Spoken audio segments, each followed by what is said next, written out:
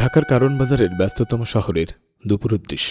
ফুটপাতে বসে থাকা কিছু অসহায় ও সুবিধাবঞ্চিত মানুষের ক্লান্ত মুখ। ব্যস্ত এই ঢাকা শহরে প্রতিদিন অসংখ্য মানুষ ক্ষুধার্ত পেটে দিন কাটায়, কিন্তু তাদের মুখে হাসি ফোটাতে প্রতিদিন একদল তরুণ এগিয়ে আসে।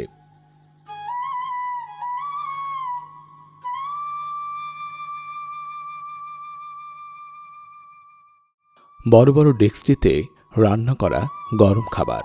স্বেচ্ছাসেবকরা পরম যত্নে প্লেটে খাবার তুলে দিচ্ছেন। তাদের মুখে ক্লান্তি নেই, আছে শুধু সেবার আনন্দ। কারণ বাজার সহ ঢাকার বেশ কয়েকটি স্থানে প্রতিদিন নিয়ম করে অসহায় গরিব ও দুস্থ মানুষের মাঝে খাবার বিতরণ করে আসছে ভালো কাজের হোটেল। তবে এই খাবারের কোনো মূল্য নেওয়া হয় না, মূল্য একটাই, একটি ভালো কাজ।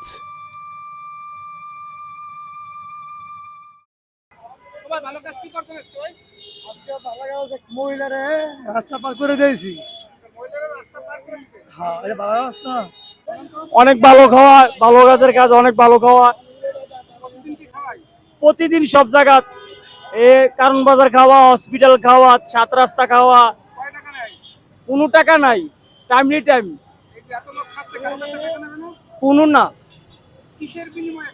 একটি ভালো কাজ, রাস্তা চলাকালে মনে মানে একটি অন্ধ লোকের পার করে দিলেন, জাস্ট একজনকে হেল্প করলেন, এটাই। আজকে কোনো ভালো কাজ করতে পারি না, কটা আম পড়েছে, আমটি খাইলাম। আম তো অপচার করা হইলো খারাপ, এই জন্যই খাইলাম, এটাই আমার জন্য ভালো কাজ। জি,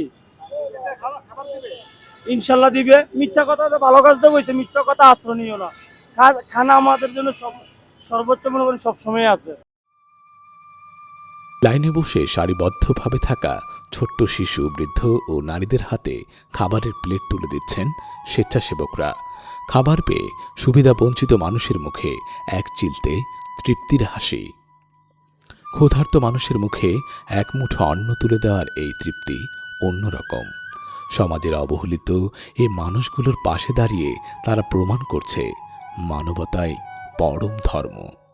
শুধু একদিন নয়, প্রতিদিন শত শত মানুষের আহারের সংস্থান করছেন এই হোটেল। তাদের এই মানবিক উদ্যোগ আজ অনেকের জন্যই অনুপ্রেরণা। আসুন, যার যার অবস্থান থেকে আমরাও এগিয়ে আসি অসহায়দের পাশে। ভালো কাজে ভরে উঠুক আমাদের চারপাশ।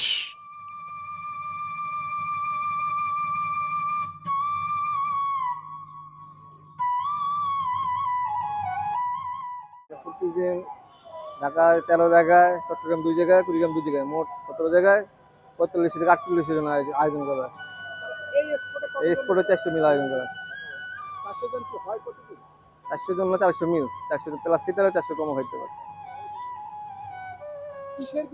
এটা ভালো কাজের বিনিময়ে মানুষ উপকার করবে।